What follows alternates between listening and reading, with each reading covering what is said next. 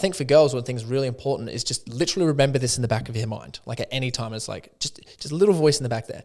We are trying our absolute best all the time to do everything that we can for you.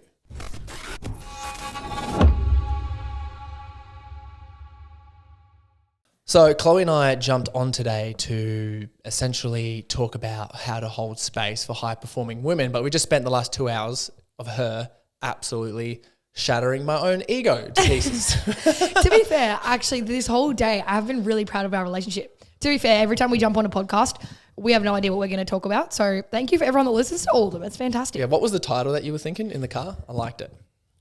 Oh, it was a couple of hours ago. Essentially, just how men can learn to hold space and learn to be on the same level as high-performing fucking women. Because as you mentioned, you were on a podcast recently and all the hot girls were cheering for you because you were like, men need to level the fuck up because there's so many women like making all the money, doing all the things. Like they're not just mums, they're like business owners, entrepreneurs, making more bank. Like it's fucking epic. And no disrespect, but I don't know a whole lot of men that can hold space for that. And to be fair, it came up in my brain because I was having appreciation for you. Because anybody that knows me, I am a lot, and I'm very successful and I live my best fucking life. And for a lot of men, that scares the shit out of them and they run the other way. Hagrid was just being able to say that, by the way. I saw as you were saying that, you're like, oh, I get to say that. It's been a lot of time trying to comfortably be like, I'm fucking awesome. Yeah, well, you've been hitting 50, 60K months, going crazy, or on track for 60K month this month, but you hit like heaps. Congratulations, babe. Thank you. Yeah. And then we wanted to talk about, what is like essentially for girls setting their own standard and then men setting their own standard and then how they can do that. But we just spent literally 2 hours, Chloe just like blowing my mind back at me in terms, because I did this exercise and I was holding myself accountable because I've been recommending people to ask about their strengths and weaknesses. And I say, message like 5 close friends, people that are closest to you, and say, what are your strengths and weaknesses? And then I asked Chloe and she's like, you're not going to like what I have to say. But I say, hit me with it.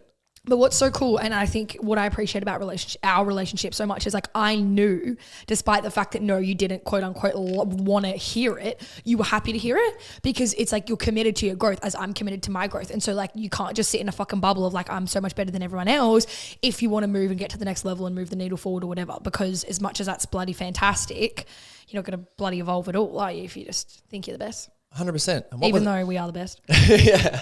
And what do you think were the main things? Like if you were just to like point them out and be like, these things are Corey, because I think it's just good for people to understand in terms of like what we actually talked about. I think it's really useful because it might reflect in other people when they're listening. Oh, you really want me to start? Oh yeah, go hard. Wow. Shatter me to pieces. Yeah, I'm like, wow, this was a closed door conversation. I'll get super vulnerable, yeah. I pride myself in vulnerability, so here we go. You do. The first one was that, this is so funny. Chew with my mouth open. Yeah, no, that's small shit. Like he doesn't put the toilet seat down and he chews with his mouth open. That's like the only thing in our relationship that I complain about. Yeah, I get treated like a queen every second of every day. If that's all I have to deal with, it's fine. Those things are just things I was chucking in as a joke, and I don't like the way he dresses. But other than that, it's fine. the probably 2 things I was gonna say. First thing is Corey is very smart. He's very, very good at learning new things, and when he sets his mind to something, he fucking crushes it, like no matter what it is. Like it's incredible. And so with that, he in his life has been a lot better than other people for a long time. And sometimes when you're at the top, you forget that there is also people above you if we're creating a hierarchy, which we're not. And so sometimes he lacks the ability to really lean into learning from other people that are quote unquote below him, even if they do. And I'm a really big believer that anyone can teach you anything. Like I don't care how old or how young or how intellectual or not you are. And I think sometimes he shoots himself in the foot in regard to his potential purely because you're just not as open-minded as you could be. Yeah. And I preach this to everyone in terms of like, for me, I talk about the comfort zone a lot and how to get out. I was like, where is my ego in terms of where my comfort zone is? And here it is. Yeah. The conversations that I need to have, clients, like attracting leaky clients from being leaky myself, conversations that I want to be having. It's like, what are those? And I'm talking about all this little boy shit. What else was there? Time management. Literally. Why was that with the time management thing? Oh, well, first of all, I have like a thing about time. And also, I just would like to say, like, this is so cool because this is literally like everyone being a fly on the wall in our relationship. Because this is what our conversations are like all the time. Yeah. Like, this is who we are. The time management thing, because I am a very much big believer in that if you are late, you are disrespectful as fuck. Like, you're telling me that if you are late to me, you are saying that your time and you are more important than other people. Everybody is the most important person in the world to themselves, absolutely. But what that does, and people get confused because setting boundaries, and I'm going to use the word boundaries, I don't even think it's a time thing, it's a boundary thing. And it's brought upon you because you love what you do so much. You're so passionate and you want to talk and you want to help all the people and do all the things. I just want to say I'm not late. No. I'm just rushing all the time. And I want to, yeah, absolutely. And it's not that it's not late. It's just that he's like, gotta go here, running here. And I'm like, that causes you more stress. And fun fact, right? Me just talking about boundaries. In the first couple of months of us dating, it was like the January, whatever that's just gone. And he was late and he didn't message me and whatever. And I find it so disrespectful. And I literally said, don't you dare ever, and that sounds so mean. I sound like I'm rousing on him. But I was like, fucking sass to that motherfucker. I was going to beat him with my bag. I was like, don't you ever. Honestly, I did it, but I could have. My bags are too expensive for me to beat him with. They're getting But I was going to say, like, I set that boundary. I put my foot down and I was like, don't you ever be late to picking me up again. If he ever is running behind time, he will now always message me. He communicates that to me. Despite the fact that you are fearful to create that boundary, right? It sets the standard and it's a level of, people know me. If you are fucking late, I'm going to be pissed off. Full stop. That does not fly with me whatsoever. But by me standing in my ground for that, right? And I suppose bringing it back to what I was talking about with you is that because Corey gets so caught up and loves what he does, sometimes that leads to things being 20 minutes, half an hour, 1 hour late unintentionally because, towards the end of the day or the week, things just start getting backed up and you're like, fuck, I took 10 minutes extra to do this. So now this is 10 minutes late and this is 20 minutes late and this is 40 minutes late. And so, yeah, that's the other thing that I'd probably say if you just need some work, bro. And you're slang, you're also, I just like using the word slang because I just like things a little bit like in your face. I sort of like grungy. Yeah, I like things a little bit aggressive in terms of words. And so this is just things to approve on. But I like saying in terms of when you're slaying me stuff. Slay the dragon. So, yeah. The other one was working too much. Yeah. Because I preach it. I preach not working too much. He preaches. I am aware of it though. Yeah. He preaches and this one was probably brought upon my own selfish needs as well. Because I love quality time, my guy. I need a 4-hour hug on the couch of an afternoon. Like it's who I am, right? No, I'm kidding. But what happened, and I learned this the hard way. If anyone has ever listened to any podcasts I ended up in hospital because I worked too much. Like I literally put myself in the ground on a drip, like it was terrible.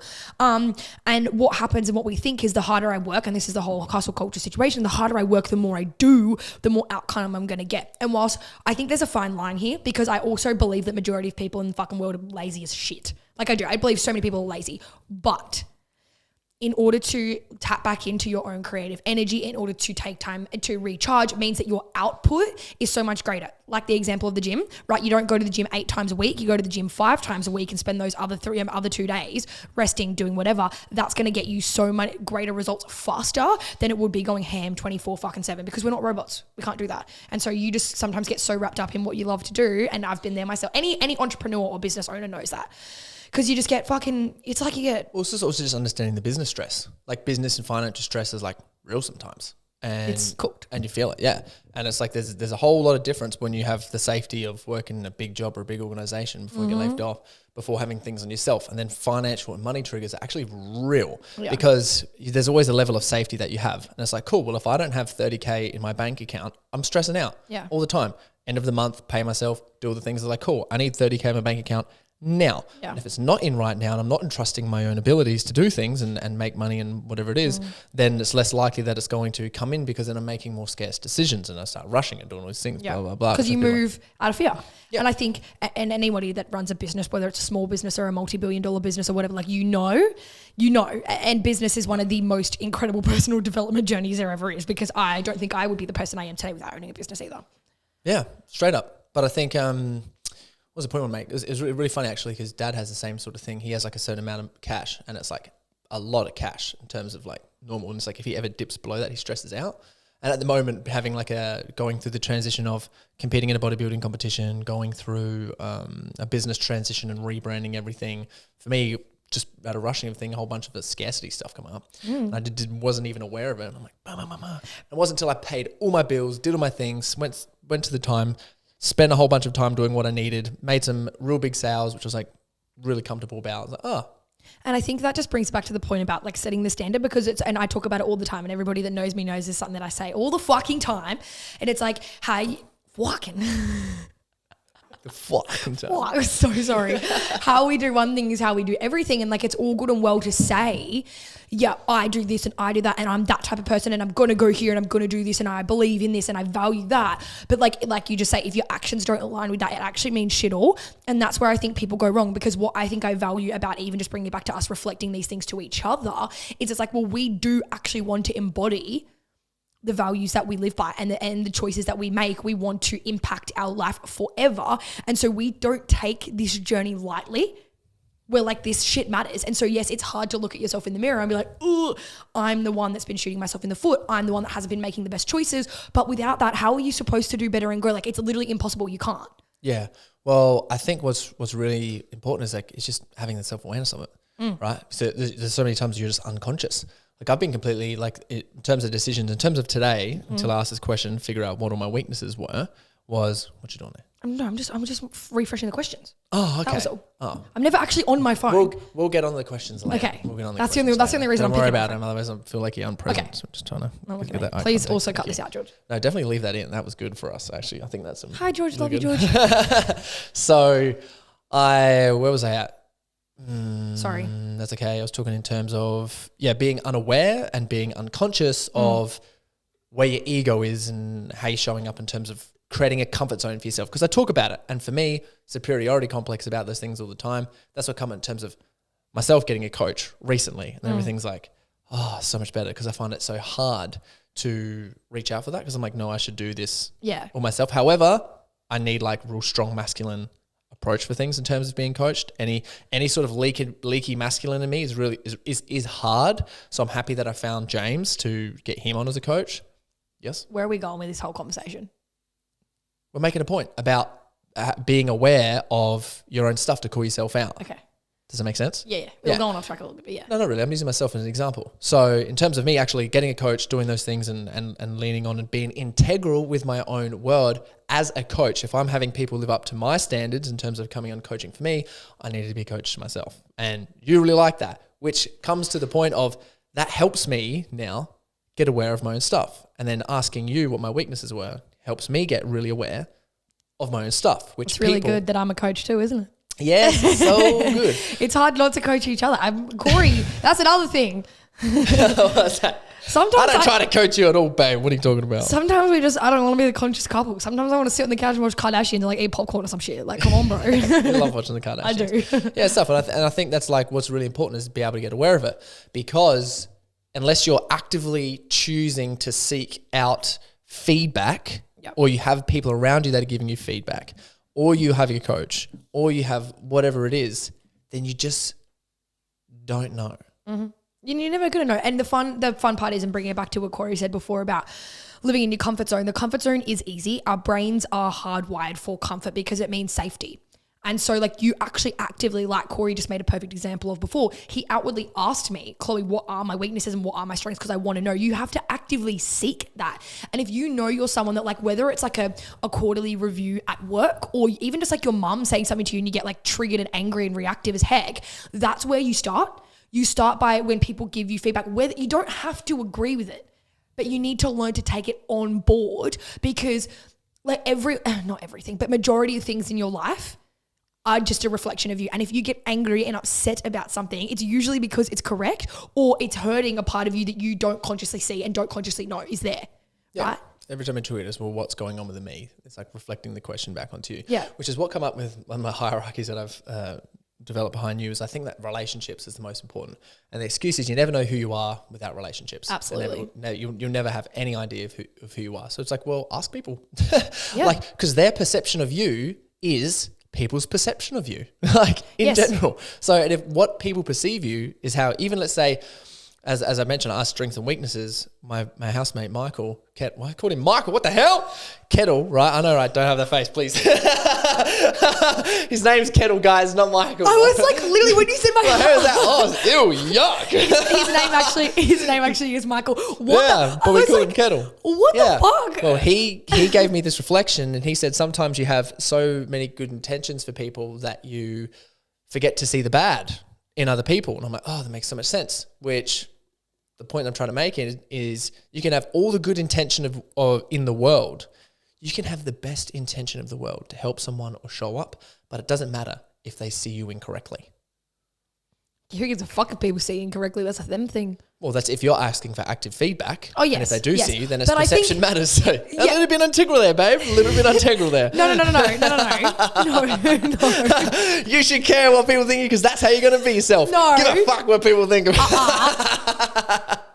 Rein it in, motherfucker. What I meant by that was you need to make sure you respect the person that you're asking. Don't go fucking, because and the reason I say this, and maybe it's just a female thing, but girls, I get fucking hate messages so do you, in the comments, in the DMs, whatever. If you start taking, what's that quote that's like, don't take the opinion from people you wouldn't trade lives with.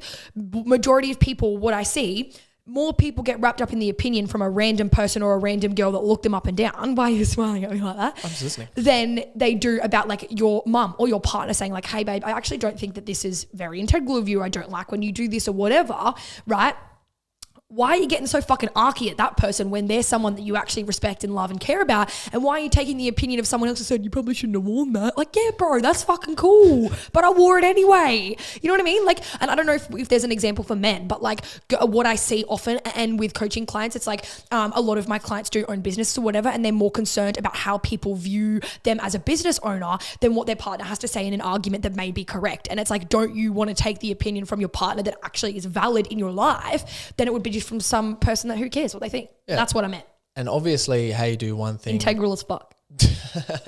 Obviously how you do one thing is how you do everything. So majority of the time if you're slipping up somewhere in your business, it's like, well, you're going to be showing up there in your relationship. That same trait's going to be there as well. It's everything. You fix one thing in the relationship, wherever you're showing up, and it's like, oh, that directly comes back to the business. The only reason that works is because it's like, you talk about it all the time, but it's a standard. If like you cannot, and people say it all the time, you cannot have low standards for a relationship and expect to have high standards for a business. If you're letting yourself get walked all over, right, in a relationship, in dating, on dating apps, whatever it may be, and then you think, oh, I'm such an awesome leader, responsible business owner, CEO, I'm gonna walk into a meeting room and spit fucking facts. Bro, no, the guy in your DMs is treating you like shit. You're gonna let somebody else treat you like shit as well. Oh, call him out, babe. It's my specialty.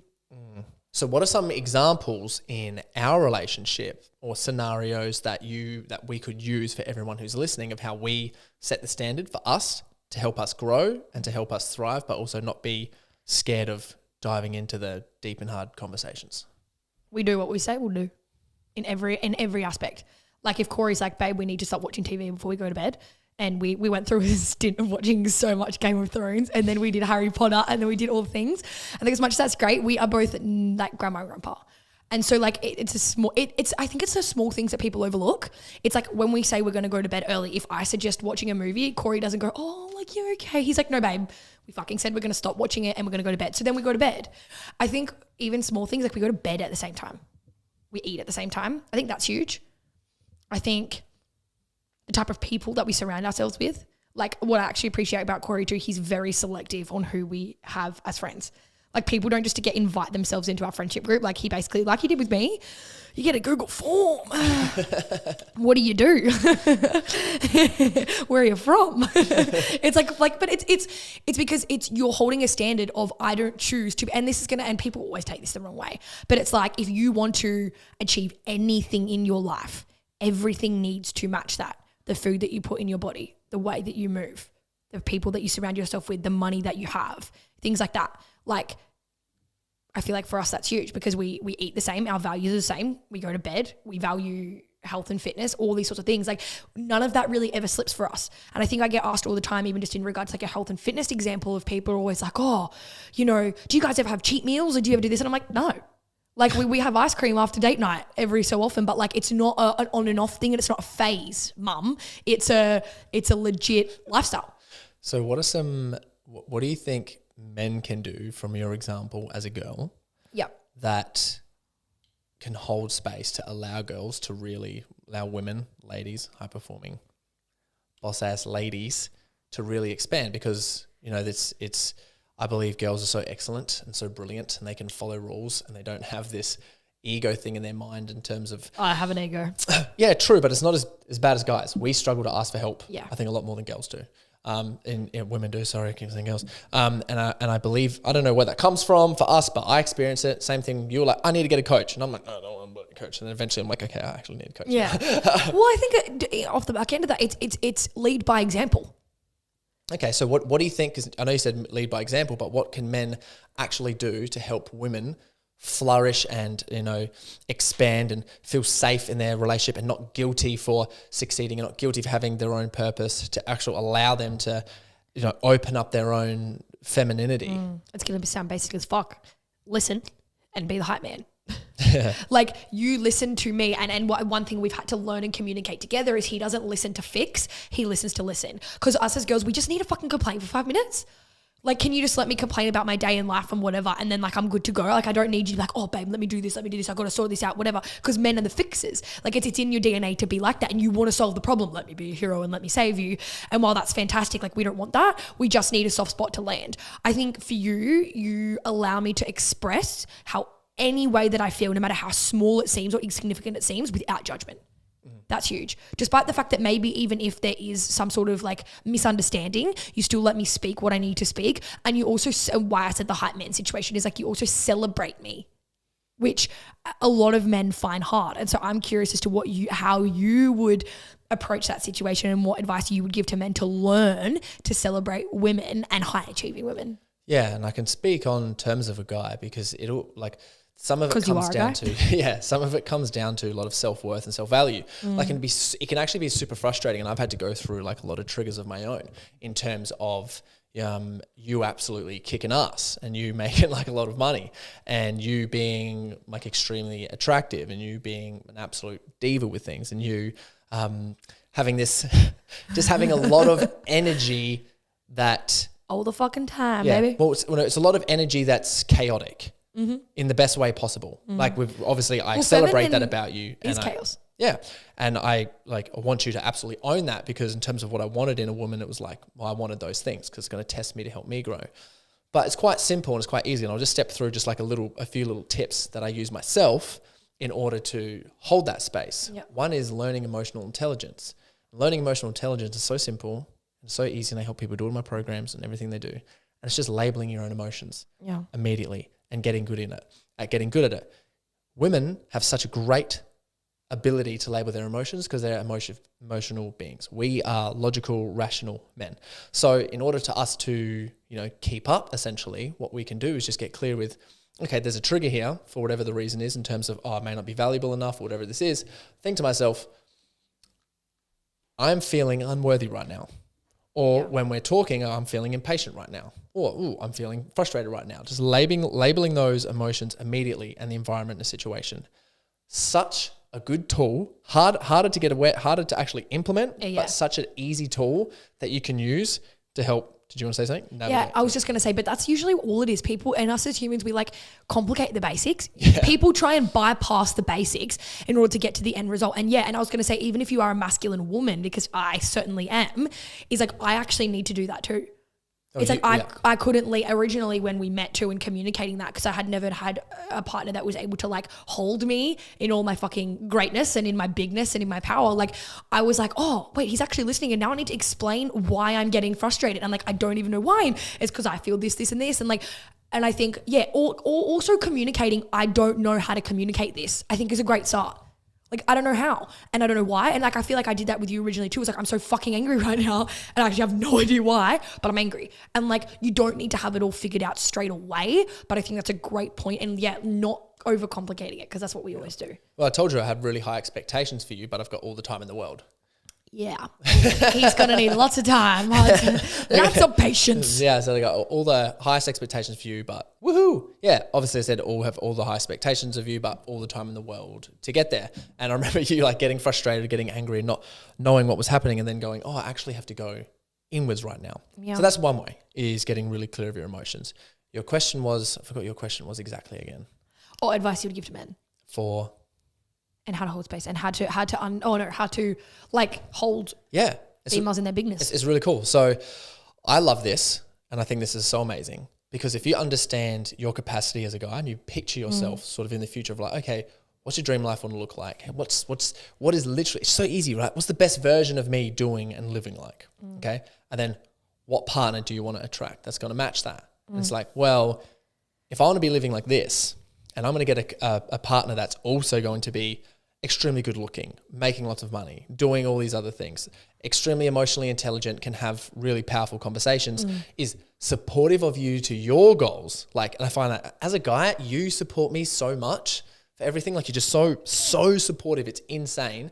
And I'm just like, it's sort of like a dream come true in terms of me for how supportive you are. And I believe it's like, well, with all that stuff, you have to believe in yourself and the best version of yourself in order to hold a container for that. And it's your role to test me as a man, to help me grow. I test him every day. To lift my standards and keep me accountable. Like, you're the best accountability tool. Let's go back a step though, because that's people being emotionally aware one step up. I'm talking about if you're a guy, you get into, because this has happened with all of my ex-partners, literally fucking all of them, is like they get into a relationship, I'm really fun, I'm really vivacious, I'm all the things, and then like, oh, like she's a bit of a fucking boss. Like, no, I don't, like, and again, it's this level of like, well, I don't actually need you to financially take care of me. I'm going and crushing my own things. And so like guys fucking panic and want to run the other way. So let's say that I'm the girl in the situation and you're the guy that wants to run away, and he's aware enough to understand that he's running away, then what do you suggest? Yeah, so it's still just an awareness thing. It's literally understanding the role of you as a woman, which comes down to, as I was mentioning, it's like, okay, just understanding, literally just having understanding, it's your accountability to test me and to help me. It's your role to test me and hold me accountable to help me grow. Just simply having that awareness and knowing that is like, you think about it. As soon as you trigger me or as soon as something comes up, it's like, oh, this is a test for me to grow right now. I feel like I want to run away or I feel like I want to cling. Like, what are those two emotions that are coming up, and what do I need to do here? How do I lean and surrender into the situation of, hey, I may not be, I am the provider because I make all the money. That's like a real common one. Yeah. Okay, I provide because I make all the money and all these things. Then you have a fear of not being able to give, and she's not going to be able to receive you, because why else would she like you? A lot of men do this in terms of, I'm going to get a real sexy, muscly, big body, insecure. And then you go, like, you have high expectations of her, but she doesn't care about your body. Up the fucking bad boy. She doesn't care about your body. She doesn't care what you look like. She cares about how you can hold space for her, because she's chaos. And if you feel that she's not appreciating your body, then it's like, okay, well, or the amount of money that you make, then it's like, well, you've just shown unintegral signs of being able to hold her chaos. How can she feel safe or anything around you? So it's just simply being aware of how those come up, and then how those like emotions and those thoughts come up, and simply just being able to choose. Yeah, it's a choice, 100%. Choose, I'm going to lean in and encourage her. Yeah. And celebrate her. Yeah. And let her be all that she can be. Yeah. And as like a guy myself, I'm like, my capacity, and I truly believe my capability, my capacity and my potential is so unlimited, and I'm so dedicated toward that every single dream and goal that I want to have is going to happen. Yeah. So I don't care about all the small things now when they come up, just realizing that I'm not attached big picture. Yeah, I'm not attached to our situation and our scenario now. I'm attached to the big situation later, which comes down to being 100% committed. Yeah. And I want to say on the back end of that too, because I know all the girls that are listening to this are masculine females, because I attract all the fucking masculine females. But what's so funny and what I didn't realize was, again, Corey spoke about, guys automatically think like, well, if I'm hot and I'm jacked, and that's why everyone's fucking on the juice and shit like that. And I'm just, and it's like, oh yeah, okay, that's for 1 second of attraction. But yeah, how can you hold me? And it's not even because it's easy. It's easy to hold someone in their down moments. How can you hold them when they're in their big moments? But what I didn't understand was, by having someone hold me in all of that, my feminine side has just been like, woo, like blossomed so fucking hard. And somehow I became more of a diva. but it's true though, because it's like, and I think what can be really hard for masculine females, again, is because it's like, we actually also on the back end of him learning to hold space for you and him learning to celebrate yourself, you in your bigness and your all the things that you do, no matter if it's you earn X amount of dollars, you are like, you know, the manager of the company, whether you're just whatever it is that you do and like is quote unquote better or larger than what your partner does. I forget where I was going with that. That was a really great point. I forget where I was going. Damn, you just right on there for something. You were trying to make the point in terms of guys holding space. Oh, we need to take the responsibility as females in order to lean into surrendering for the other things. So for what that looked like, and as a perfect example for me, was it because at work, I am the fucking boss. So I make all of the decisions and I am financially independent and all those sorts of things. So what that had to look like for me was when Corey wanted to make me dinner, it was just letting him fucking make me dinner. Cause I couldn't even, and as masculine females, I couldn't even let him like take my bags inside. I would rather hold 50 bags of groceries and go, no, I'm fine, than let him open the door and carry one bag for me. I couldn't let him cook dinner for me. I couldn't let him do any of the things. So I feel like an unspoken rule in our relationship is you drive everywhere.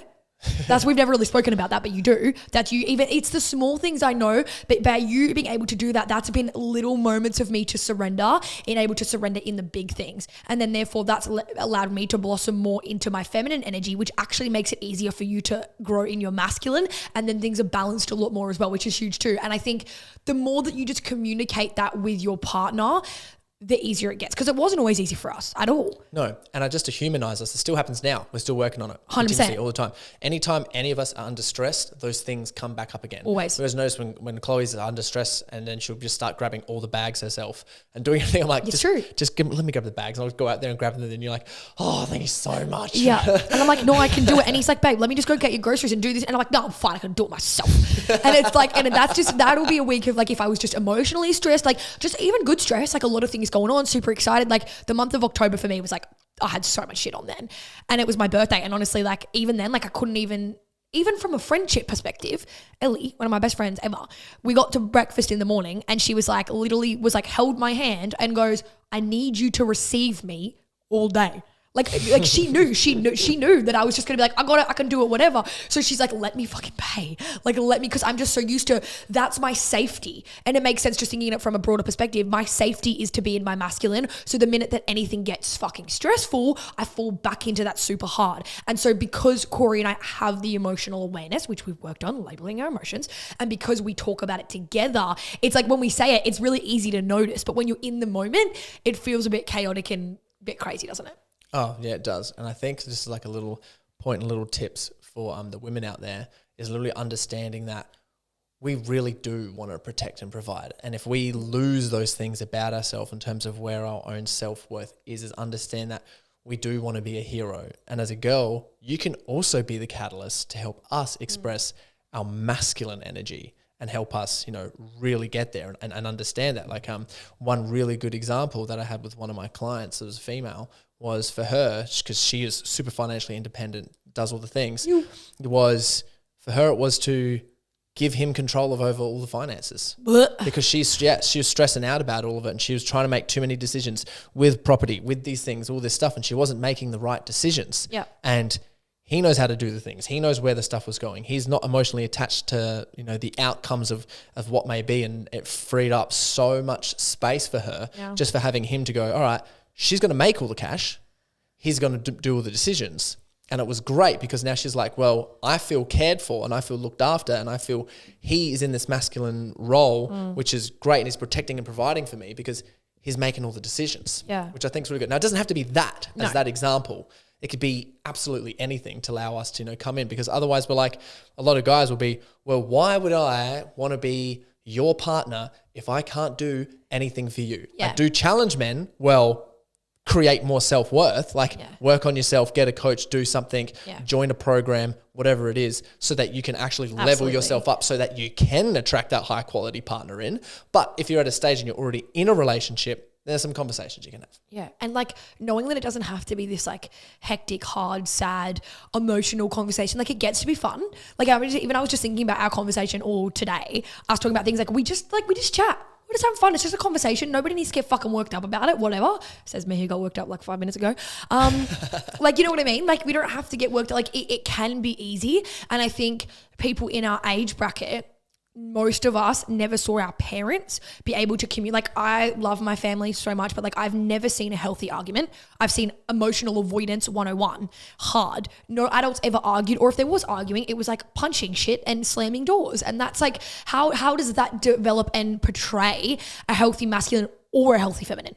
It doesn't. So we actually get to, as adults, because we are adults, take responsibility for that. And I think sometimes we forget that because it's easier to throw on the towel and whatever. But it's like, you get to take control of that. Yeah, especially as guys, one of our main things that come up is just withdrawal. We just can't be bothered. Huge. But we actually can't, there's a lot of time we can't control it in our mind. And you have to be aware and on top of it to end up developing a skill to lean in. Because our flight or fright response just goes, oh yeah, whatever, forget about it. Yeah. You know what I mean? Oh gosh, I just want to like get away, like let me go. And majority of the time we're in a position where we need that. It's like, let's just hold this. Yeah. So try to lean in. What's something that a female can do in that situation then to help her partner not want to run away from that situation? Oh, that is such a good question. I wish I had my notes. So what can a girl do? What can a woman do for a guy when he feels like or like, because most girls are going to know the minute that you said guys are going to withdraw, like every girl is going to have like think of like at least 3 things that their partner or ex-partner has done. Yeah. He needs appreciation and compassion. So I actually helped a client with this too. Did you? In their arguments. Yeah. So he basically really needs appreciation and compassion. Like if I was withdrawing, it's because I feel like I'm not being received from you. Yeah. And so Yeah, so essentially it's just acknowledging some things about him, making him feel proud, making him give some love, and then he'll turn around and go, and not feeling like the pressure's put on. Absolutely. So if you're coming at it in an energy, for guys, you're not listening, you're not understanding me, like you're not doing these things, I need blah, blah, blah, blah, blah. For us, it's a lot of pressure that we put on ourselves because we just got to, I think for girls, one thing's really important is just literally remember this in the back of your mind. Like at any time, it's like just a little voice in the back there. We are trying our absolute best all the time to do everything that we can for you. Yeah. Like there's a lot of that. Obviously we're doing a lot of stuff for ourselves, but majority, like we take pride and it's like, okay, we can acknowledge ourselves. We get acknowledgement from other people, but it's special when it comes from you because we love you and we're already putting the pressure. Yeah. So when you're saying you're not doing this, you're not doing that, it's overwhelming as a guy and we just go, avoid. Yeah. So we just need like compassion and empathy. So before approaching the conversation and this is so many techniques you can use in like sentences, is just saying, hey babe, I'm sorry to put pressure on you or stress on you. I didn't mean it in that way. I love and appreciate you. My concerns or what I thought about was this. Yeah. The another example I have is I have a client that she was getting really frustrated because she could never have proper conversations with her partner because he worked a really hectic job. So by the end of the day, when he got home, he was just like wanting to tap out. And so one way that we communicated that, because the same thing, she gets so reactive and like, you never listen to me, you're never home. Because as females, once she wild us up, we were going to keep going and stabbing and poking. And so I said, okay, what we need to do. And then so that's how we started the conversation is, babe, I appreciate you for working so hard for us and for our future life. I want you to know that I love you, but this conversation is really important to me and I'm going to keep getting upset if we don't have this conversation. Boom, their communication from that day forward was like fuck off crazy. Like, because the minute that she actioned that, and it was quite quick, like she took on board everything I had to say, he didn't know what to do. He was like, wait, you're not yelling at me? Like, oh my God. And then so they were able to have this conversation, right? And it was their sex was better.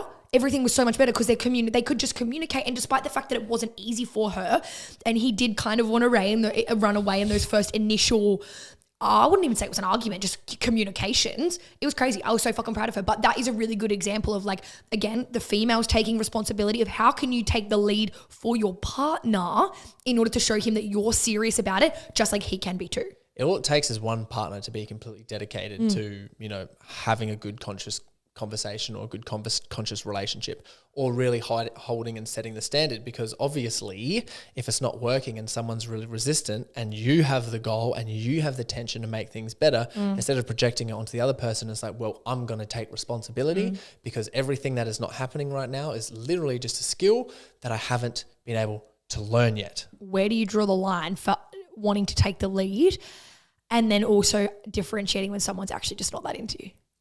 Well, I think that depends on the scenario. Yeah. So the reason that someone is not that into you is there's another conversation that's avoiding and they're not having. So I literally think so many solutions can be run and fixed just from leaning into a difficult conversation. And there's so many little tips you can do about these.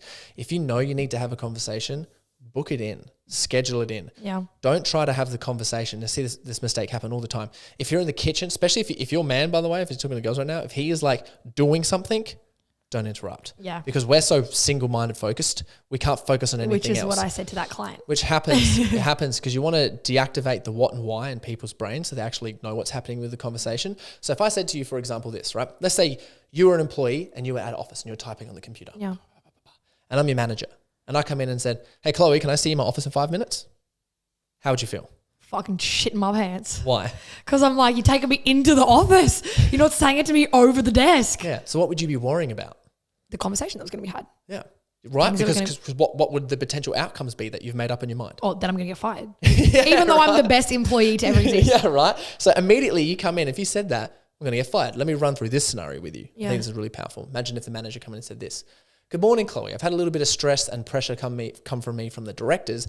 I need to have a conversation with you about this report that we got to make to help them out. Can you please come into my office as soon as you can because I need your skills? Oh my God, beautiful. Yeah, see you in a second. I can help you with that, motherfucker. I got you. Yeah. So, but what are you thinking about? How great I am. No, like what is your actual brain starting to focus on? Doing the report and getting that shit done. Exactly. You're focusing on the subject at hand. So if you're how great I am. And how great you are. And if you're, for example, approaching your partner, I think this is so important when we're doing the dishes, we're stressed out, we're here, we've just come home from work. All right, I'm going to get him. I'm going to try even real carefully, just come home. It's like, that's not going to happen. And a sentence that I would use if someone come home in the stress would be like, hey, I'd love to have a conversation with you about all my frustrations at the moment. Yeah. I love you, but I'm feeling really frustrated. When we have a moment to come through and we can actually have a conversation. That is the best fucking example ever. And on the back end of that, what I want to note is females, a really great tip and something I had to learn the hard way was not saying you made me feel X, Y, and Z. Oh, yeah. It's I feel frustrated, upset, overwhelmed, angry, whatever the fucking emotion is that you feel, because the minute that you say you made me feel, that pushes him into a corner and he wants to fucking run away. And whether you want to admit it or not, you are in control of how you feel. And it's the situation that made you feel this way, not necessarily him. Right. And usually like these small things come up in like real minor arguments. Hey, it's nothing even hectic. Like obviously if you got cheated on, that's completely different and it is his fault and like, you know, whatever. But if it's just a small thing of like, hey babe, I'm really like the difference of you made me feel so frustrated because you do this, this and this and this. And I'm like, hey babe, I'd really like to have a conversation soon because I've been feeling really frustrated and I just would really like to communicate that. The energy in that is so fucking different. He's going to want to come into the conversation. Right. And because as females, like you say, we're emotional beings, we're able to communicate that so much better. I truly believe it's our responsibility in that to take that first step forward and like not assuming that your guy can't learn. Like he can fucking pick it up if you just take the one step forward and take the lead as well. I get erect when you do that. Sorry, mum. Straight up. I'm like, this is such a turn Actually, on what did I say the other day? Oh, so one thing that we actually have been working on, a little bit of insight into our relationship was me asking for reassurance. And oh, yeah. And so the other day, made me feel a little bit frisky around there. And so the other day, and it's like what we've been dating for nearly a year now, and it's one of those things that it's like I have not been able to do comfortably. Like the first time that he said it, I literally was like, oh, put like 17 walls around my head and was like, don't ever look at me again. But now I literally sent him a text the other day, and I was like, hey babe, I just need some reassurance around this, this, and this because I'm actually making this situation about me, and it had nothing to do with me. It was about a few things that Corey had going on. Literally in that split second moment, he replied to me straight away, and the immediate tension and emotion that I felt was completely gone. Yeah, well, the first thing I said was, wow, I just want to acknowledge you for reassurance and thank you because I love that. You're welcome. Expect it for us. And yeah, it was great. So then I could actually give you exactly what you needed in the words. And I do think, onto your point, as a guy as well, if we're thinking, all right, guys, you want to take the lead and you want to start kicking ass, the first thing to understand, I think for all men, is just like, are you 100% committed or not? Because if you are firstly 100% committed through hell or high water, you're going to make it work. Absolutely. You're going to give it your best shot to make it work within the relationship, regardless of what she says. And can I just note on that? Yep. If you have to ask yourself if he's committed, he's not fucking committed because you will know. Yeah, straight up. And one thing that I put on myself and I really pride myself on is any toxic feminine or toxic masculine. Can you give us one example of toxic feminine? So if, let's say, you were being really needy, you made me feel, right? You know what I mean? And pointing some things onto me. I would go immediately, I'm like, well, I'm aware of that. I've researched and I understand that that's a natural thing for you to do. I can hold space for it and I can take it on board. Not in the terms of like, oh, you're like pointing things out to me. I'm like, okay, I get it. Right now, everything Chloe is saying, she doesn't mean. Like she doesn't mean anything. And then what's an example of toxic masculine? Because you are a different kind of human being. Most people aren't going to go, I've done the research for it. Yep, for sure. So toxic masculine would either be, I would say, avoiding. Yep. So it would be avoiding, and it's not getting aggressive. That's actually toxic feminine.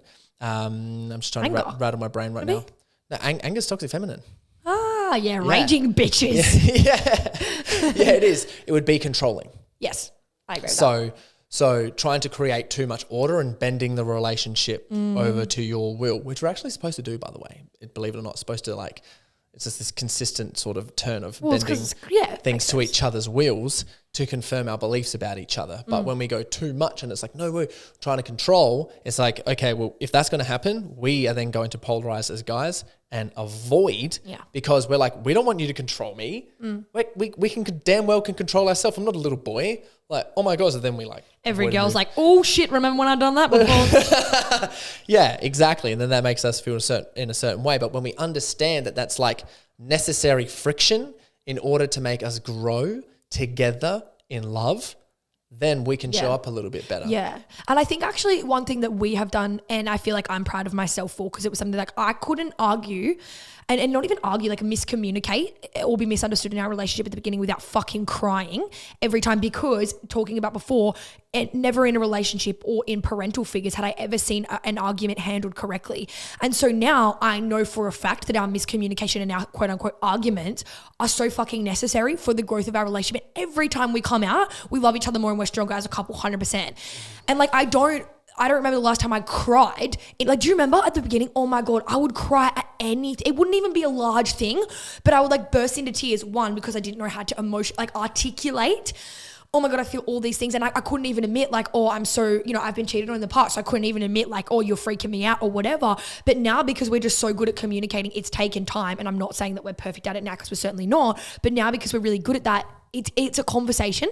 Yeah. And like, what's crazy is the minute I start getting a little bit diva, heated vibes in our relationship, like, no, Corey's like, you're being a bit reactive now. And I'm like, and then what do? I'm like, I've got to take 5 minutes, because if I take 5 minutes, I don't get bitchy. Used to get more reactive. I used to get 4. I was like the queen of fire. Like, think a dragon blowing fire. That's what's me. So I had my armor on, Excalibur on my side. Yeah. But so I just want, like, the reason I'm only giving that example is because I honestly, if you had told me at the beginning of our relationship that I would ever get out of that, I wouldn't have believed you. I wouldn't have believed you at all. But I think, and again, hats off to Corey for holding so much space in knowing, like he just talked about, that toxic feminine, 100% toxic feminine, left, right, and center from me from the beginning. But because he knows about that, and if you're someone that maybe your partner doesn't understand, but you can understand why you behave that way, then your relationship can become better, because you can communicate to your partner what's going on. And therefore he can hold you accountable to that in further arguments. Hey babe, remember that thing that you said that you do in arguments? Well, you're doing it now. I couldn't agree anymore. I think one really powerful mindset for both couples to understand is that the war will end. Yeah, fuck oath. And we mention this all the time. So when we're in the middle of some sort of dispute or some conversation and we're both triggered, is we get a little bit emotional? No, I said the finger thing. Oh yeah, I know, right? I love this. I learned it from Lisa Page. Thank you. Was when you're in the actual trenches, is both being committed that like, this will pass. Yeah. Like, okay, there's something, we both got triggered in here, and how this is going is going to make us grow and make us better in humans. And it's so uncomfortable. And I just think people in general, like, sorry, just to call everyone out, it's just a little bit softer feeling emotions. Yeah. They think like, okay, having this conversation and this difficult emotion right now is like, oh, we don't want to feel. And I was going to say, you know what makes men so attractive, and all girls can agree, when they can fucking feel their emotions. Yeah. When you can express to me the way that you feel, it's like really hot. Yeah. It is. And guys all go, like, even just going back to the muscly jacked situation, guys think, oh yeah, if I'm so muscly and I'm so tough, then she's going to be attracted to me. Yeah, for 5 minutes, bro. And then when you can't communicate how you feel on any level, then it's like, this is not it. And this doesn't mean that we can't get angry. Absolutely. We are allowed to be, I believe in us like getting super aggressive when we need it. when we need to be aggressive. I mean, daddy. No, well, when we need to be aggressive and where it comes out, it's like, okay, you don't want to channel it in a negative way. Yeah. And you want to reflect it onto yourself. But sometimes I'm like, okay, I'm feeling all of these emotions right now and it's hard to control down. And I'll just like express that a little bit. I'll be like, babe, right now I'm feeling so frustrated. Yeah. But see, again, just to back that up, he said, I'm feeling, not you made me feel. Yeah. How as a man then do you channel your aggression? Oh yeah. Because I think, again, like remembering we're giving examples for females to take the lead of like how can they help their partner channel that. Yeah. So think about this in terms of you protecting a child. Yep. So let's say your child was literally about to grab something and it was going to burn their hands. Straight away, you're going to be like, don't grab that thing. Yeah, don't touch it. Yeah. So if I'm super triggered at you or there's something that you're doing that's going to, reflect that in me, it's sort of like, okay, I need to approach this with what I like to use the mindset of a dad's perspective. And this is where I'm going to grow up and learn how to be a really good dad one day. And I'm practicing it in our relationship. So it really depends on the situation and the scenario. But one of the things that I find really important is I have to protect you from the dragon inside of me. Yeah. Because I understand that it's like, okay, I have had tendencies before in my life, especially relationships that I've had with my parents and things. Well, I have been super reactive. Yeah. And in past relationships, I have been reactive as well. I've yelled, I've done all those things, I've screamed, I've done those things. Oh, I hate those things Can about confirm, myself. he's never once yelled at me. And if he did, I'd definitely It's cry. funny, you say that, but I've been aggressive. Yes, definitely. Yeah, you say that and I've been aggressive. Yeah, aggressive with the delivery, but not in a way, because I feel like aggressive for most females, babe, sounds scary. Yeah. It does, but would it's do. not Yeah. in the way that all the girls are picturing, if that makes sense. Yeah, and I don't want, and I would like, I'm trying to bring to the forefront, and I really like this, reframing the term of aggression, because aggression can be healthy and it's so needed, especially as a man. And we suppress that because it seems like, ooh, A bad thing. It seems like a bad thing, but it's not. It's like, okay, would you be able to trust a man, or would you really like him, or let's say, would you be unattracted, or no, would you be able to trust a guy, let's say, for example, if he couldn't kill someone when they're attacking you? Yeah, absolutely. No, exactly right. Right. Would you be able to trust a guy if when your baby or something is in danger and something's happening that he could like basically run in there and make sure everything is certain? Like, would you be able to trust a guy if he couldn't when he's leaving? Well, I certainly someone? wouldn't feel safe. Right, you're not going to be able to feel safe. So we need to demonstrate those things. And one thing for men, I believe, is a really cool mindset to have is don't be afraid to make your partner cry. Not in the terms of a bad way. It's like if she's feeling these emotions and you're holding her accountable and she needs to start crying, it's like don't feel guilty and shameful for that. That's her working through her emotions. Yeah. I've never once for you, I'm compassionate and empathetic when you cry. Yeah, that's so true. You've but I've never once leaned back. said, stop crying, get over it, shut up, babe, whatever. Oh. And actually, I've been in a relationship like that. It's like, get over it, stop being so sensitive. Yeah. Corey once is like, encourage you to cry. Yeah, literally. He's like, do you need to cry about it? And I'm like, motherfucker, no. But he's like, oh, I'm just checking. Are you sure? And I'm like, ah. I need to cry about it. Yeah, I do. It was really hard. Yeah. So it really just depends on the situation and having permission to be aggressive. Now, back to the dragon thing with inside ourselves to protect from you. It's like, okay, well, we also need to protect, anger with inside ourselves, because we don't want to blow up. We don't want to be, and we don't want to have the point of not ever being able to be aggressive, because that's actually unattractive if we can't channel it. I think just on the note of that, if you are thinking that you can't do this, Corey has done this. So I do it all the time. Yeah. So like we he had a used to be. conversation in the car not too long ago when I started bubbling up about something. We've seen each other too long and I started bubbling up.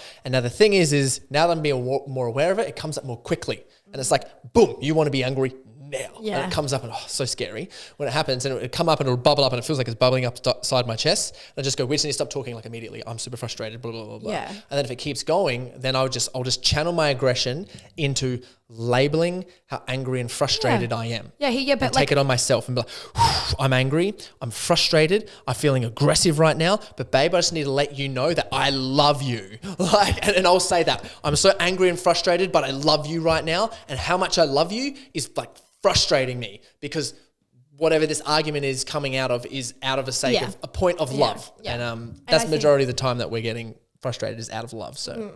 But then back to my question. Okay. I hate a tangent. What is an example of men currently channeling their aggression? As just labeling their emotions, essentially. But in a way, because it depends on the situation. But that's the exact scenario. answer that you used for how to be more emotionally aware. It's awareness of it. Yeah, but like that's not channeling it. Well, Like, channeling is it it in the gym? Is it in a specific task? Is it at no, work? it's in Is the it moment. in... Yeah, that's why I'm asking. Yeah, sorry. So how to answer your question is how do men channel it? It was like, well, you have to channel it immediately when it comes up. There's no... And taking responsibility for it. There's no outlet, because if you don't channel it, if you don't use it straight away in how you're communicating, then you bottle it up. You don't want to go to the gym and take it out. You don't want to go somewhere else and let it go. It's like, well, then you're going to build pressure on yourself, and eventually you're going to pop sometime if you don't get the chance and opportunity to express it. So that's being in control Well, of that's your like emotions. even things like crying. Like, you know, if you bottle up a cry for time and time and time and time, and females do it all the time, and then you burn your toast and you're crying, and you're like, why the fuck am I crying? It's because you haven't let yourself cry. It's the same situation.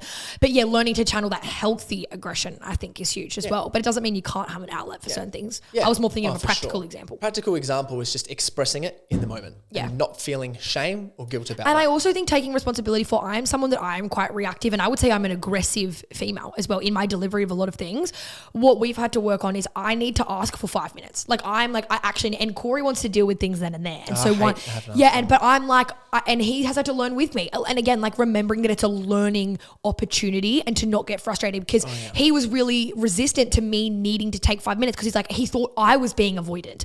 But what he did, he grew to know was that I just needed 5 fucking minutes to sit on the couch, because if I don't have, that's me dealing with my aggression, because if I don't sit on the couch for 5 minutes, I'm gonna start saying so much mean shit to you that I don't mean just because I'm frustrated. Yeah. So this is really cool awareness mindset in terms for men for how we feel about these, because there's one part of me whenever you need to ask for 5 minutes. Yeah, let's go through some questions in a second. So one thing, when you need to ask for 5 minutes, I'm like, okay, is she leaning away, and does she want me to hold presence and space for her so that she can, you know, blossom through and get back into her feminine side? Or does she actually need 5 minutes? Because sometimes I'm like, okay, so I need to help her move through this and I need to hold space right now. So I'm leaning in, and then sometimes you do need 5 minutes. So getting aware of those is actually really difficult, because there's sometimes with you where I have gone, like, let's talk about this now. Then you've finished and we've gone over it and you go, oh, I needed that. Yeah. There's other times and you've been like, no. Yeah. 5 minutes. But that comes with us learning how to argue. Yeah. And like, that's a skill in itself. Yeah. Because if you can argue, like, there's nothing really you can't get through, because it's all good and well to be like, we're having the best fucking times ever, this is amazing. But then if you argue and you're avoidant and you don't know how to communicate through things, like how are you actually going to expect to get through anything in life? Yeah. And I would say like, we're pretty fucking good at arguing. Oh yeah. Relationships prepare you to be the best leader, to impact the world, and to be the best like parents ever. Love it. Facts. Should we get into some conversation? Yeah, there's not that. There's like, I mean, some of the questions are just a bit silly. Oh, well, let's get into them. There's a lot of like, can we be friends? Says, hi, Chloe and Corey. What are your top tips for success? Cool. You can start on this one. Success, and I said this to Corey today, can be measured by how quickly you learn and apply something. And I know that's probably not a very common answer, but I really truly believe that it's like, because success is different for everyone. Like, Corey knows I love spending my money on fucking $900 sunglasses and all the, you know, that's my version of success, of being comfortable and free enough to do so, right? But his version of success looks different. So first and foremost, I would say get really fucking clear on what success actually is to you, because it has been warped a little bit for society's views. You can redefine the question. What is success? Yeah. Success to me is freedom, financial freedom, career freedom to choose and do whatever it is I want in life, and freedom to support my family. That is success to me. So then I work accordingly to those, and I would say they are my values. They definitely are my values. I would walk accordingly to that to feel quote unquote successful for them. And I think, I don't know about you, but I think so many people get wrapped up in what success is. They get attached to the end out, attached to the outcome. Success is a feeling. It is a feeling of fulfillment. I think it's a feeling of purpose. So I believe the way to experience success is to create value within inside yourself that you're proud of. Yeah. And then express it and not feel guilty for it. Because I find so many men, for example, they'll come into my programs and we help them through this. This is so amazing. They'll own a business, like a successful business, or they'll be a high performer in a job, or they'll be someone trying to start out doing something.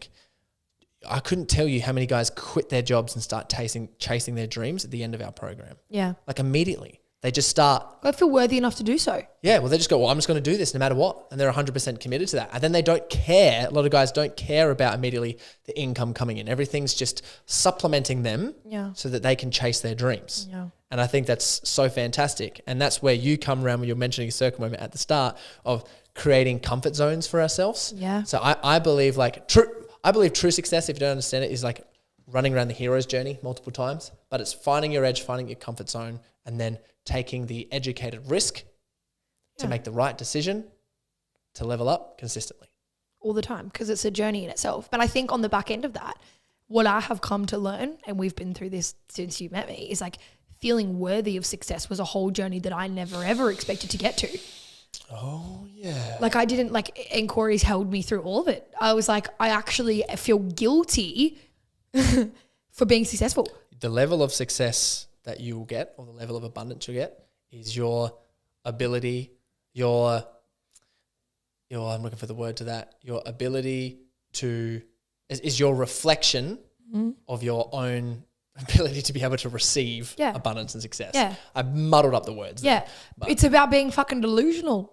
I do deserve $17 million today. Yeah. I think it's trusting yourself as well. So for me, I've got a lot of successful friends and I'm hanging around a lot of really successful people in financial terms and business terms. Yeah. But some of them are really financially successful in crypto. Some of them are very successful in property. They're doing what they most love and what they want to do. I'm not going to be successful in crypto. I'm not going to be successful in one of those things because I don't want to be successful in those. I don't like it. I want to be successful in literally helping people completely transform themselves. Yeah. That's where I want to be and make my own success, and whatever is aligned with that is where I'll make it, because any other energy anywhere else, it's a waste of time. Yeah, and I think off the back end of that, the top tip then would be for us, would just be find what it is that you actually want to do, what success means to you, and then go and do that, because you're going to feel fulfilled from that. If you start, and this is why people feel empty when they buy shiny cars, shiny handbags, designer things, all the things, because they buy them because that quote unquote looks successful, yet they get there and they're like, why do I still feel empty?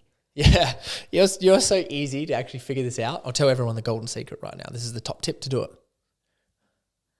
Right? It starts with a pen and a piece of paper saying what I most want to do for my life, and just write it down. Yeah. End of. And also, because I'm the queen of this too, no dream is too big.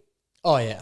Oh. I don't care what anyone, like what your year 11 maths teacher told you. Like, yeah, no dream is too big, because if you want it, and then off the back end of that, my other tip for success would be surround yourself with successful people. Never be afraid to be the small fish. Yeah. When you are the small fish, right, and you enter a room with, like you just say, whether it's successful in whatever area it is, let's say we've got the experts in X, Y, and Z. But the minute that you get in there, you are surrounded by people whose minds move differently. You cannot help but be in that frequency, and your mind moves differently. It's that whole scenario of like, if you are the average of the 5 people you hang around with most, we can tell right now, Corey and I, if you're going to be successful by looking at your friends. Yeah, straight up. And here is a top tip, because a lot of people don't feel worthy enough to go hang around with people that they think are better. Facts. Oh, who pay to put yourself there? Who will like want to hang out with me? Who will do these things? Like, who would want to actually help me do these things, and how can I be around successful people? Well, one is like, okay, your friendship group is beautiful and amazing, but do never feel guilty for making new friends. And you can get there by improving your own self-worth. Let's say it's like you wanted to get into property and you want to be around all these property people to understand all these different things, but you had no property. So I was like, well, and you wanted to be around these inner circle of these elite people. Well, what's a skill that you could develop yourself that they don't have, like emotional intelligence, like being able to communicate really well, that they would value, that then you could be a part of the group for? Work on that. Increase your self-value, because you can increase your self-value, increase your self-worth. It comes down to just a bunch of personal development. As you mentioned just before, spend money on yourself. So much men feel guilty because they don't see themselves as assets. They think a business is an asset. They think a car, a property, stocks, whatever it is, or a digital marketing course. Some people do digital, or these other different courses. When it's like, do a course on you, bro, because you're the one who's making the decisions.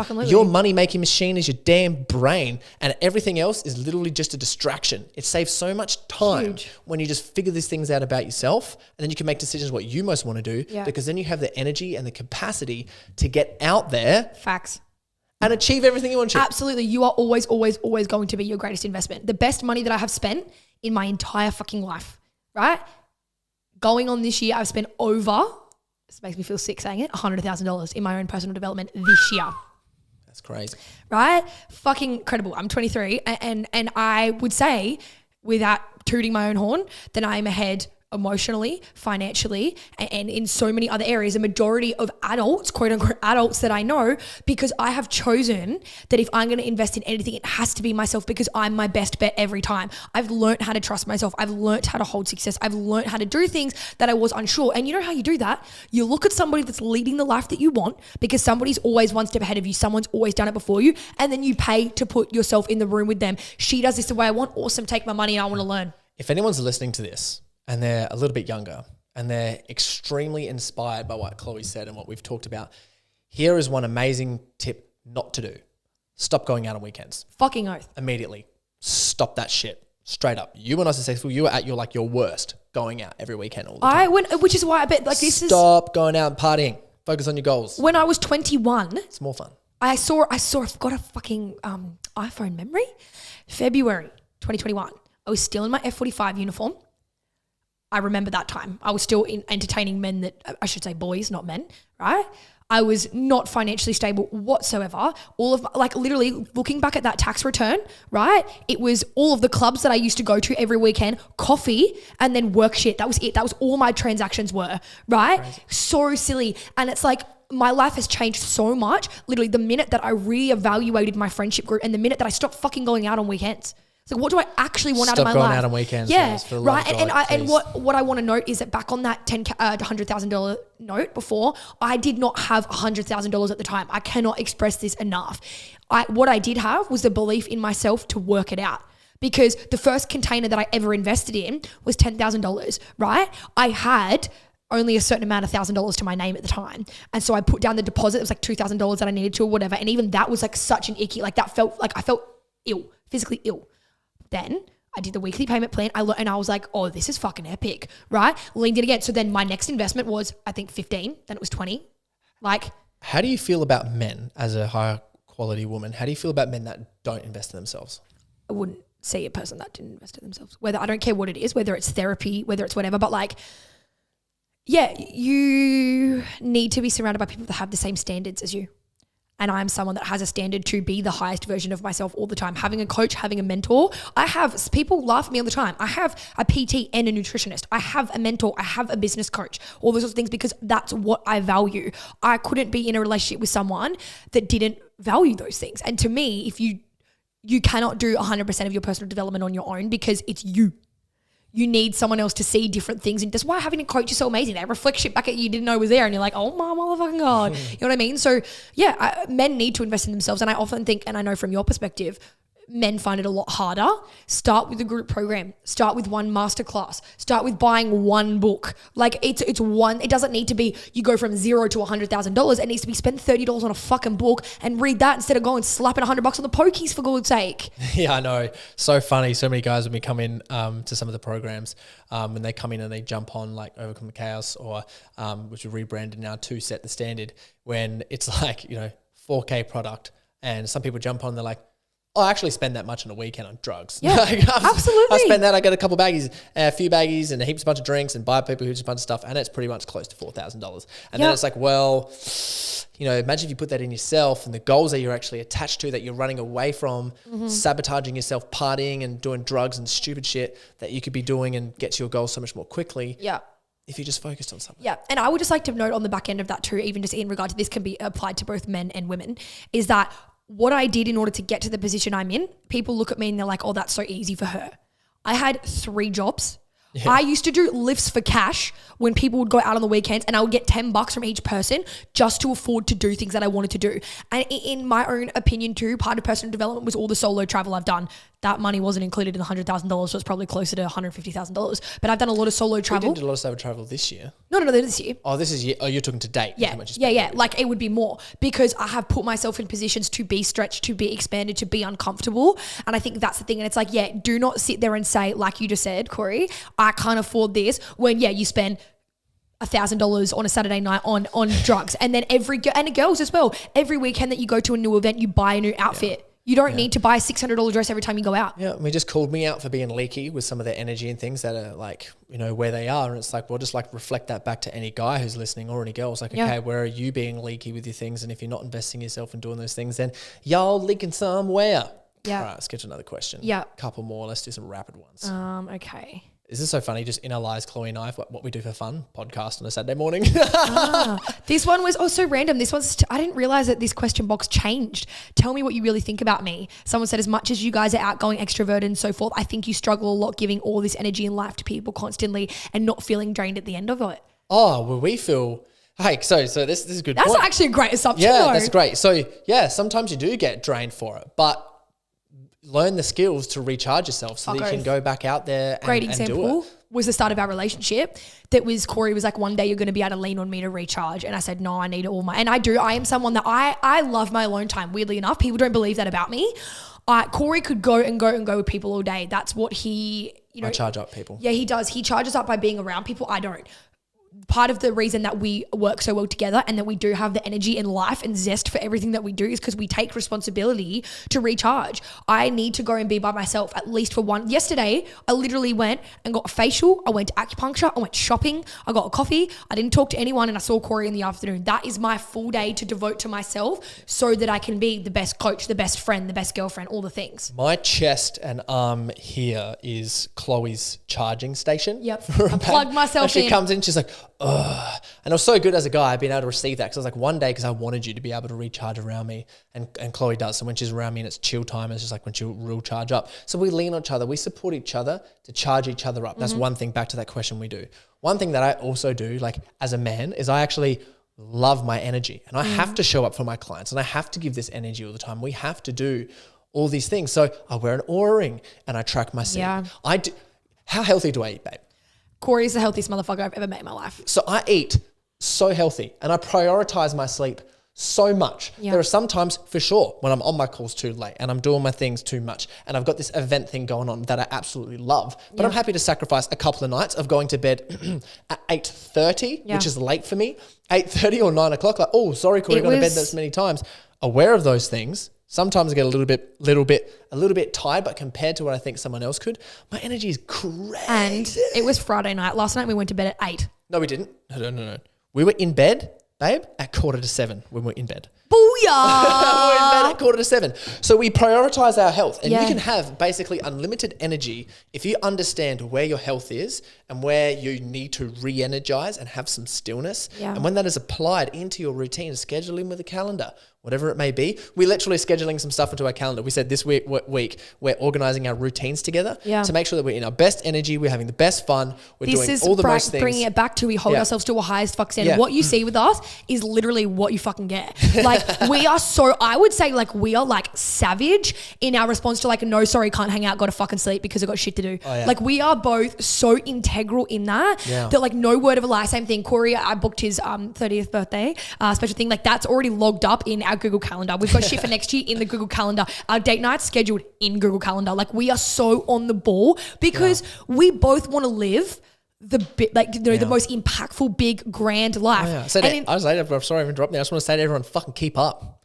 Like, fucking keep up. The person who had that on there, like, I challenge you. Like, that's a reflection maybe that they're in a position where they maybe not as energetic and they wish they had this energy. Yeah. Also, come fucking get it. Like, it's here. We've got the abundance. We've got the tools. Learn from us. And I also want to say that one of those things, and I've actually, I think it was a reel that got so many comments on it, right? Because I was talking about how in order to level up in your life in any area, you can't take everything with you. And the hard part about that is the higher you go and the more that you evolve, what you have to quote unquote cull isn't necessarily bad. And that's why it's the hard part, because it's so much easier to fuck off a guy that cheated on you. It's so much easier to say, I don't want to be friends with someone who's a bitch. It's so much easier to leave situations when they're hard. But when there's things that you've got a friend that, you know, like, I don't think their energy is good for me, but you're kind of unsure because sometimes they're fun, sometimes they're not. That to me is a red flag to go, I'm not hanging out with that person anymore.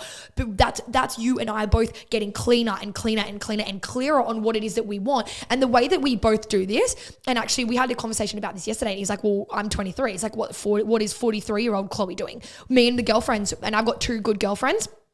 Besties, we love them forever. And it's like, well, we always talk about, well, what does my millionaire self do? What does she do and how does she act? Because right now, right, my millionaire self, she ain't entertaining shit that 21-year-old Chloe was entertaining. And that's the energy that we live in. And you need to be really, really, really savage in that. Yeah, that's protecting yourself. Fuck A little bit of healthy aggression there. Yeah. The next question was, what are our health and fitness goals currently? Oh, god damn. Mine's win a world title in WBFF and doing it without any steroids and doing it in a way where I am super healthy and everything is marked on. I want to maintain looking like a 24-year-old. He looks younger than me anyway. 7 years older I want than to me. maintain looking like a 24-year-old and, you know, peak health is an energy, I do believe, that you can keep and maintain. So that would be it for mine. Plain and simple. I visualize and do this with a lot of guys in my programs because it's like, okay, I do believe everyone should have an ideal of what a world-class athlete would look like to them specifically. Yes, because everybody's different. Go out there and get it. Yeah. Whatever that looks like. Yep. And for me, I want to be world-class, you know, physique competitor. So I'm going to go and compete in a world-class. And I'm not distracted with all these different hobbies. One hobby. So many people suffer like hobby hopping, hobby syndrome. They've got this thing they want to do. They're going out camping and fishing. Well, it's easier to put your energy into 100 different things so you don't have to focus on feeling. So you don't, because a lot of people are afraid to actually failing. Well, it's like, no, I'm going to put myself in the position. That's why I compete. That's why I've picked my one hobby. That's why I do all these things to help myself grow, fail forward and put myself in a position, where I'm going to like kick ass. So that's my health goals anyway. Yeah, and mine, I mean, to be actually on the back end of Corey's, like in prep, in bodybuilding prep, he literally doesn't really do anything different other than eat less. Like that's it. And like what I just want to know is like, you know, the fact that you haven't done steroids and this is in terms of being integral. Sorry, I'm about to go on a tangent. Is like you that's not who you are. And you go into these competitions against people that have been on the juice the whole time and go, no, I still fucking got it. Because you know the type of person that you are. You put yourself in positions and you don't play the victim, which is fucking huge. Yeah. You don't go, I'm going to lose because everybody else does the juice because that's the easy way out and you could just pump and like, you could just do that, but you don't.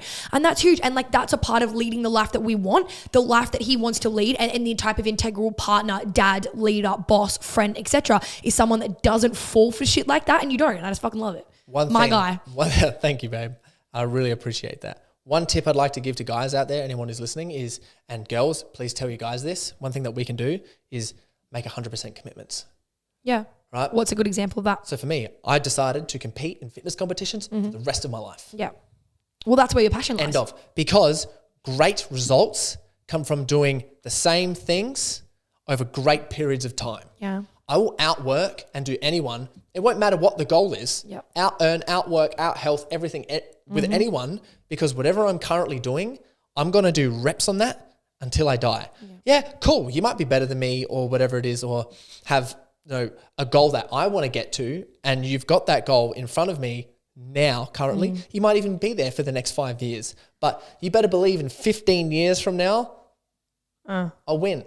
And I think, well, I'm going to keep going. We got one more question to go. I'm going to just only answer one more because we'll be here all day. Yeah. But the other thing that I was just going to say on that is like and I use this example of integrity. It's like, it's so easy to say that you value health and fitness, and then it's so easy to go to the gym. And then when the board says do 10 calories on the assault bike, you just do 6 and you keep doing 6 and you keep doing 6 and you tell yourself you do 10. And after a while, you fucking believe that you're like a fucking boss and that you're doing all these things. And it's like, if you cheat yourself in things like that, right? Do things right the first time and your life actually gets easier. Even though it's harder at the beginning, along the way it gets easier. And I think that can be applied to everything, but especially to your health and fitness. I just realized I didn't even say my health and fitness goals. I am currently in a bulk. How cool. A bulk into summer, which has been like real uncomfy for me because like summer shred is what people usually go by, but I am loving it. My energy is awesome. I'm actually sick at the moment, so probably not now, but my energy is so great. Eating all the food, doing all the training. My training's so much better. Feel like a boss. And yeah, that's my currently, just to put on a little bit of extra muscle. But other than that, it's just to be able to like feel my best, perform at my best. And that's probably it. Because sexy as babe. And then the last question. That's a great question. So sexy. Are you ready? Yeah. Who earns the most money, and do you find this reflects your relationship? Affects. Well, the past couple of months, Chloe's kicked my ass. God damn. So congrats, babe. You can take that. Yeah, I feel like when I met Corey, he was earning more money than me. And I feel like what's really fun for us is like both of our goals in business it's never to make money. It's to create impact. We love wholeheartedly what we do so fucking much that if it paid us both half what it pays us, a quarter of what it pays, we'd still do it. We would still do it. It's so, we love it and it's amazing. And so like, I don't think it reflects does it affect your relationship with me if I'm earning more? Not at all. As a guy, I obviously understand that there's like protector and provider things that do come up, but I can still protect and provide in any way possible. Yeah. And I understand for me in terms of, how I mentioned beforehand, playing the long game in terms of making the more money. I'm like, well, no matter what Chloe does, regardless, I'll win in the long game anyway. Just putting it out there. Bring it on, baby. And well, I am. I'm just so confident in myself. I'm like, yeah, that's going to happen. So we need to turn the cameras off and not just swipe this motherfucker in the face. Yeah, well, it's in terms of like, where's your self-worth? Because, money and those things is also subjective. Like I own a house. Chloe doesn't have a house. I own lots of shiny handbags. Yeah. Though. And in terms of, the stuff that I want to do is like, cool, I want to build long games of generational wealth and have that is a goal that we both share. Understand those things as well. And your lifestyle is in terms of buying all the nice things is like you do like love doing that. And it's like, cool, that works out really well. Yeah. Because as partners 100% committed, it's like, well, it's our money. In years from now, it's like, well, we get to live this abundance with yours. We'll build a lot of it's our income, but we'll just channel mine into whatever it is. Because that's what I'm interested in and welcome doing. Also, business is objective too, because things go up and down all the time. Things are up and down, up and down, up and down. And and then we dance because like I'll have a really high month, he has a lower month, and then it goes the other way and then whatever. And I think like, but the thing is with us, it's like, it's been too soon as well to even like. Not even that. Yeah. I'm still going to win. But first we got one financial goal that we're going to race to 100%. Yeah. We raced the first one. What's it going to be? Because in terms of the goal, because Benji put this on me, one was like, Benji's one of our best friends. Yeah. I said to him, cool, I want to make $1 million in a year real quick as I can. But he said, okay, let's change that goal and change it to save $1 million. So what are we going to do, babe? Are we going to do first one who can earn $1 million or first one who can save $1 million? Let's do both. Well, then that's two different goals. That's all right. I just like this 6 Well, we're gonna have to do a third one afterwards, because if you win one and then I win one and it's 1-1, then it's like, all right. In when you share this podcast after you listen to it on your story, put what you think our third goal should be for a financial goal. And you know what's so fun about this is like the reason that we can create goals like this is because we're not attached to the outcome. I know that my worth does not decrease if I earn less than Corey. Corey knows his worth does not decrease in our relationship if he earns less than me. It's not the way that it goes. Like, yes, it's fun, and obviously you need to earn money to live. Like, this is a whole different conversation in a way that we could go down. I need to earn money because I have a luxurious lifestyle and I want that. I also think though, this is just like my own opinion, and take it and leave it, guys, because I just find this from a masculine point of view. Yeah. I believe as a guy, we should be making more money. Yeah. Not in a way of anything else. It's like, well, unconsciously we do want to be providers and protectors, like we do. And if you want to have that, masculine approach of you can make your woman feel safe and all these different things, it's like, well, if you're not making more money or you want to, like, go out there and try to make more money or make more money with it so that you can actually feel better. Like, one reason, and the reason I say I'm a little bit passionate about this, one reason is for guys where they want to get fit, healthy and jacked, is when they understand that girls aren't attracted to their muscles, right? But that makes you more confident. Yeah. So go do it. And if your partner is making more money, let's say for you for the past couple of months, good. That's accountability and motivation. You need to level up. You need to think better. Yeah. You need to invest in a coach. You need to understand those things if you want to be in that position, if that's a desire of yours. And that's not, for me, like, because I want to make more money than you for sure, but that's not a insecure or shallow thing about me. It's just, I would like to do that and I prefer it. So, which is great because I love having you as my partner who the past couple of months has been making more, because it's like, great, that's a little bit of fire under me. I need to level up. I need to be better and step more into the best version of myself to be able to do that. And regardless, let's say you made more money for the rest of my life, I'll die trying. Yeah. I'll die trying. But I think, it doesn't matter. and this is like the whole thing of like setting the standard, isn't it? because it's like I hold you to a high standard just as you hold me, and like we get to have fun talking about it and doing it. And I think for anybody that listened to that comment that Corey just made and then got a little bit like funny about it, the first time he ever said that to me, I got funny about it too.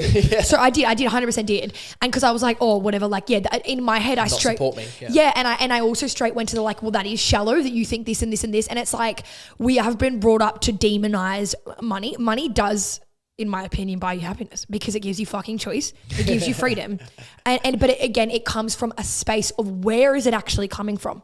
I believe, reframing that, your relationship with money is what will bring you happiness. Yes. Well, because well, like we just said though, we get to live a really successful life because we work for it, but we're doing it out of something that we fucking love, which is where exactly what he said, which is where the happiness comes from. And if I'm going to teach my clients about money and coaching, I damn near need to get across it. And like, for example, Absolutely. It's so funny. Every time I'm coaching, we talk about this all the time. When you're coaching someone, they have a problem, the problem gets on you, then you need to overcome it. Like one of my clients, same thing. It was like, okay, so we're going through this stuff and the other partner's like making more money and blah, blah, blah, blah, blah, blah, blah, blah. And so for me, it was really interesting that immediately that happened in our relationship. And I'm like, awesome. How do I navigate this? And how do I think and how do I feel about these situations? And I'm like, oh, this is just motivating me to like rise up and absolutely crush it. Like, yeah, sometimes if you're like, oh, there's you feel financial stress and all this stuff, and you're like, this is just a lesson for me to overcome, because when I do get past this, for me, I'm going to be more valuable as a coach. And I believe that for anyone who comes to me and they're in this problem and in this scenario, I can perfectly help them navigate it to get their sort of sense of dominance or their sense of contribution back into a relationship in order so easily and just like immediately, essentially, with just a few little shifts. And I think just back to that question in general, it doesn't reflect our relationship, no, because we communicate it around it all the time. Yeah. And it's our perception on it. And I think that we both very much, which is why we get along so well and we're like little besties, is because it's like, well, our perception on things, even if our perception is different, and it has been in the past, different in certain scenarios, it's like we communicate that, we respect each other in that, and everything's on a level playing field. Like it's like, this is how we feel about it, this is whatever. And I'm like, that's anything, because you can literally make an issue out of fucking anything.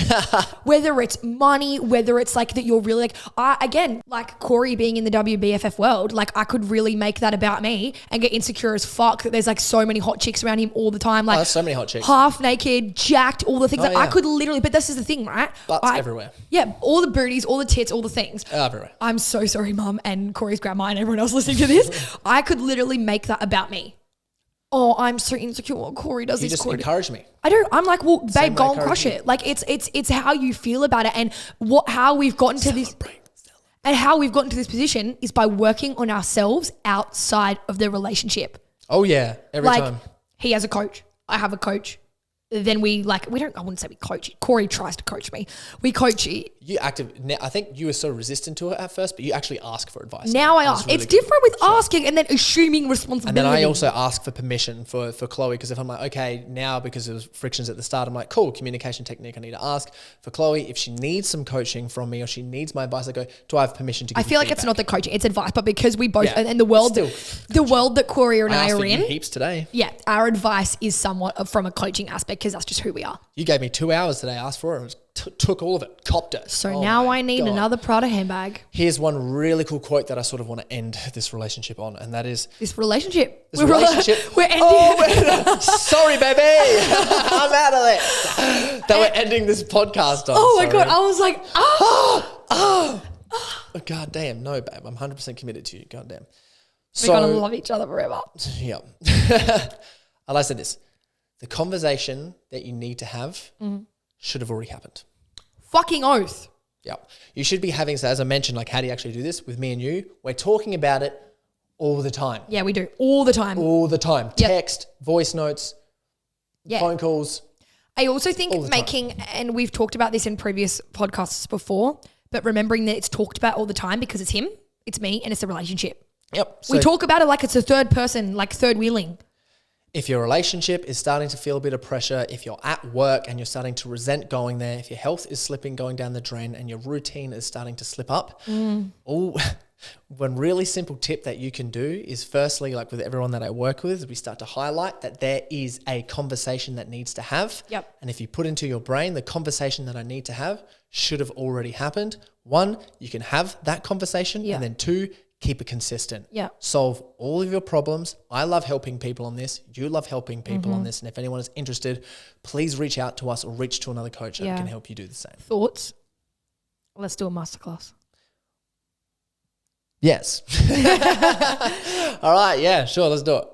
I think it would be fun. Yeah, cool. And we can do like a live Q&A. Oh, yeah. Live Q&A. Ask them like some real Right. heady questions. Anyone's got some Yeah. juicy juice for us, Yeah. we'll come in there. Or if there's just some practical tools and tips. Yeah. Like I'm really good at drawing out diagrams and making things fantastic. And I'm good at making everything sparkly. Yeah, I'll draw some little cool things. Yeah, let's do that. If anyone would be interested, chuck us a DM after you listen to this. And Yeah. So if you're in a position, same thing I mentioned, routine slipping, you want a relationship to be better, you want to step into more abundance, you feel like there's a couple of blocks to need to shift. yeah. We'll And help you do again, just on the back end of that, I wish that I had entered something like this even when I was single. If I was single and I would love that actually, because I didn't know that a relationship could be like this until I was in one and it was too late and I was like balls deep in there and I'm like, oh, okay, this is how things are going. But if I had seen that and I'd seen it modeled and I'd seen it talked about so comfortably, being in a room like that, it's an expansive conversation that raises your ceiling and raises your standards for what your life can look like, whether you're with a partner or not. Yeah, if I could have stepped into that energy at a younger age in terms of, because I had so many bad relationships. I know I've talked about them a lot, but so many bad relationships. If I could have stepped into an energy to help me like reframe everything and just have that immediately. I've got so many ideas for this now. Oh my God. Cool. All right. Well, let's leave it at that, guys. Thank you for listening. If you have any questions or you have any comments for anything, let us know. You can comment below. And if you liked it, please share it on your socials and tag us. We love to see and we love your feedback. Yes, we don't do any like promotional work for stuff. We just rely on you guys to do that. So Yeah, we would appreciate that. Big love. awesome. Big love, guys. And if anyone's listening, if anyone's listening actually into my coaching, I got a website, getstartedwithcorey.com, just putting it out there. Everything's in there. Articles, all the podcasts, summaries, tips, tricks, and things. Head there, there's a little bit of value. So I don't have that. You can just DM me. Bye. bye.